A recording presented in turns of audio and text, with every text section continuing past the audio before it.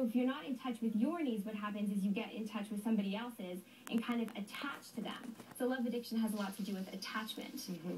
And do love addicts usually seek out other love addicts? Because I can imagine that potentially that could be quite smothering if you weren't a love addict yourself, receiving that. Love addicts are more attracted to people who are emotionally unavailable because they're attracted to the drama. Okay. So if I'm a love addict and I'm constantly wanting to grab from this person who is constantly pushing me away, we're the perfect match.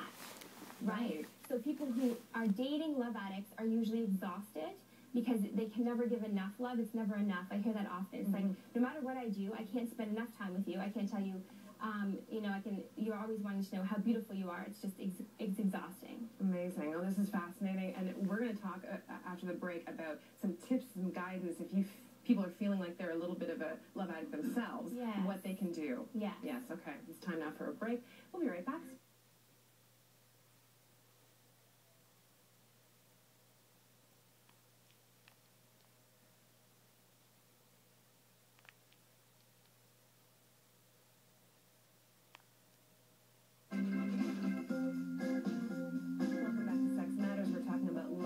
And so I want to know, what are addicts actually hiding from, Nicole?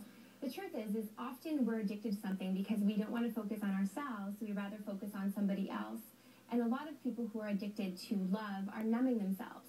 So there's something that they can't deal with. It's related to emotions from the past or they're bored with their life. So often I find that people just are bored, so they'll find somebody to obsess about and to focus on. Yeah, absolutely. Or unhappy on some certain level. So you've got some tips for people who might suspect that they're suffering from love addiction. So let's start with the first one. Talk to your friends. Yes. Which is good. Talk to your friends. Yeah. Often we get caught up in patterns and we're not aware what we're doing. So turn to your friends. Mention that, I saw this show and what do you think? And your friends might say, you know what, we've noticed this. And they might actually bring up your past relationships. Like, didn't you notice your past relationship? You were also addicted. Now, it's also more obvious when you break up with somebody. If you can't let them go because they made you feel a certain way, you could also be addicted to love. And you're constantly thinking about them, fantasizing, checking up on them, showing up places where you know they're going to be. Right. It's a bit stalkerish behavior. Yeah, like these behaviors, they're not normal if they're in excess. Absolutely. I mean, so the next one is maintain boundaries. Yes. Which is great. Love addicts lose themselves. That's the biggest thing. And their whole life becomes this other person. If you can maintain boundaries and start slow. So if you're in a relationship now, and before your relationship, working out was important, we'll get back into your old workouts and take baby steps. The more that you fill yourself up, the less that you're going to have to reach out there for fulfillment and happiness. And I mean, I guess it's important no matter what to maintain those type of boundaries, to maintain your own individuality in a relationship, regardless of whether or not you're a love addict. Absolutely, yes. But that's usually the first thing to go because there's this attachment. Yeah. Absolutely. Okay, so the next one is practice self-care. Yes.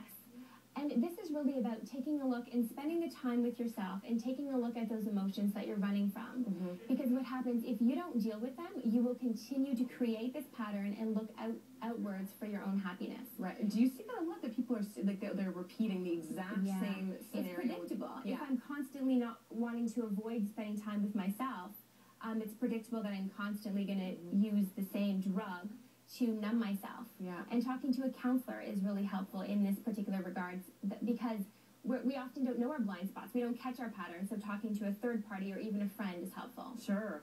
And I mean, would you ever say, too, it's helpful if people are dealing with a counselor to keep sort of notes on yourself to bring up, because you might start to see your own patterns. Journaling is really good. So important, to look back and say, holy cow, I did this like 5 other relationships ago. I didn't even notice. And this next point I think is so interesting because I do think it really relates to people who know about addicts and what addictive behavior, how to sort of get a handle on that. It's practice thought stopping. Yes. Now, thought stopping is an extremely powerful technique that I use with all of my clients. So what you do is when you have an obsessive thought, it could be something like, I'm never going to find another person like this because there's an attachment. What I'd like you to do is think in your head, actually picture a big red stop sign. Almost like if somebody else was having a conversation with you, you turn to them and say, stop, right? Yeah. Tell yourself to stop, and then replace that thought with a more neutral, positive one. So rather than thinking, I'm never going to find somebody like this, think, that I may be single for a while, but now I know what I want, and I'm more likely to find it. So it's replacing the thought. Now, I have this detailed on my website, on my blog, for people that they can actually go and work through the techniques. It's a little complicated. Yeah, I mean, but that makes a lot of sense to me, because it's just sort of, instead of indulging in that type of spiraling thought and you know, making yourself believe, for example, that I'll never find anybody else like this. Because the more you say things to yourself, there is that truth to the power of self-talk. You know? We're constantly having a conversation with ourselves, and we believe our thoughts, and then it relates to our behaviors. And so would you say that for any type of thing, like if they're starting to think about, you know, I want to find my next romantic relationship right away, or any type of repetitive, distracting thought, practice stopping it. If it's having a negative impact in your life, it's causing you stress, then you definitely want to try and sort of derail and go into thinking about something else. Think of something else, literally. I almost tell people it's like training a dog. You have to say sit many times. It takes practice, right? But with practice, you'll stop obsessing. And lastly, so you just suggest a quick cold turkey. Quick cold turkey. What I mean by that is, if you're obsessing particularly about an ex, you need to take them off your Facebook, take them off your BBM, you know, all of this, like remove their number from your phone. Because it's almost like an alcoholic walking into a bar. That's torture. Absolutely. You know, and I've seen my clients, they come so far, and then they access the person's Facebook, and it's just like going back to square one and opening an old wound. So quick cold turkey. I can't tell you enough. Actually, it's so funny, because years ago I quit smoking, and the exact same advice that you're giving here applies to that. You can't really, you know, say, okay, well, I'll take this one puff one point in time, and then I'll be done with it again tomorrow. No, you start that spiral again, and you're addicted again. And it's almost like as bad as it was at the beginning. Like you skipped 10,000 steps, right? And now you're just as addicted as you were at the very beginning. Absolutely. Any final thoughts for people to consider about love addiction, or if they're with love addicts? To talk to their partner. Maybe share, you know, hon, maybe you're always telling me that I'm really needy and I'm this bottomless pit.